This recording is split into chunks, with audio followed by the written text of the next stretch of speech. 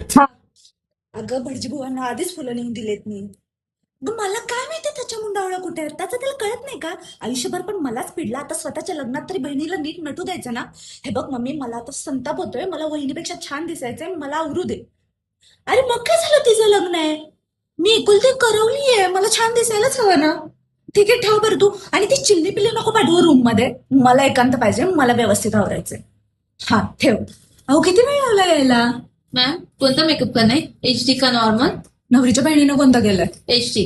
ठीक आहे, तोच करा. पण मी ती यापेक्षा सुंदर दिसले पाहिजे हं? हो हो मॅम. हा ठीक आहे, ठीक आहे. प्लस थोडे जास्तच लावा. हो हो मॅम.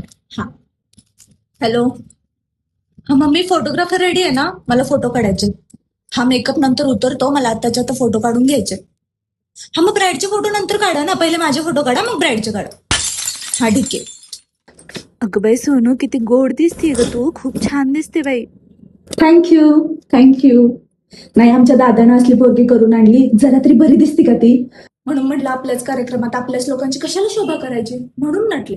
तशी मला नटायची काही आवड नाही. नाही. अगं असं का म्हणते, छान दिसते की नवरी. हा दिसती, बरी दिसती.